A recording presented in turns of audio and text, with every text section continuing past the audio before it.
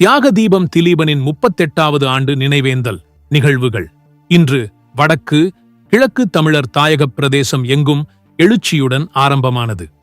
5 அம்ச கோரிக்கைகளை முன்வைத்து தமிழ் மக்களின் உரிமைக்காக 12 நாட்கள் நீராகாரம் விடுத்து உயிர் தியாகம் செய்த தியாக தீபம் திலீபனின் 38வது ஆண்டு நினைவேந்தல் நிகழ்வு வேலனை வங்களாவடியில் விடுதலை புலிகளின் மூத்த உறுப்பினர் பசீர் காக்காவின் பிரசன்னத்துடன் நடைபெற்றது.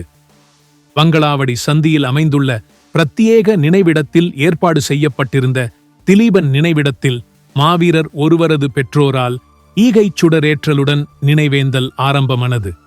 ஏற்பாட்டாளர்கள் மற்றும் அரசியல் பிரமுகர்கள் ஆகியோரால் பொதுச் சுடர் ஏற்றி மலர் மாலை அணிவிக்கப்பட்டு மலரஞ்சலி செலுத்தப்பட்டது. குறித்த நிகழ்வில் போராளிகள், அரசியல் கட்சிகளின் உறுப்பினர்கள், வேலனை பிரதேச சபையின் உறுப்பினர்கள், பொதுமக்கள் என பலரும் கலந்து கொண்டு மலரஞ்சலி செலுத்தினர்.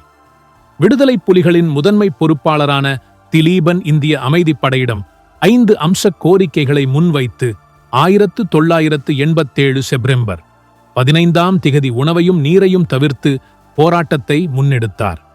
12 நாட்களுக்கு உணவையும் நீரையும் மறுத்து 1987 செப்டம்பர் 26 அன்று அவர் தனது உயிரை தியாகம் செய்தார் என்பது குறிப்பிடத்தக்கது.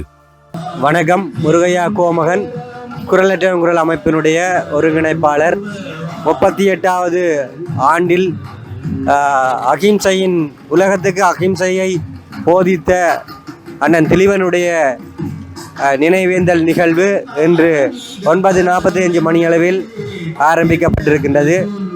அதில் அவருடைய 5 அம்ச கோரிக்கையில் பிரதான கோரிக்கையாக ஒன்று, தமிழரசியல் கைதிகள் விடுவிக்கப்படுவோம் என்று சொல்லி அந்த கோரிக்கை இன்று வரைக்கும் நிறைவேற்றப்படவில்லை. அவருடைய அந்த 5 அம்ச கோரிக்கை இன்று வரை நிறைவேற்றப்படவில்லை.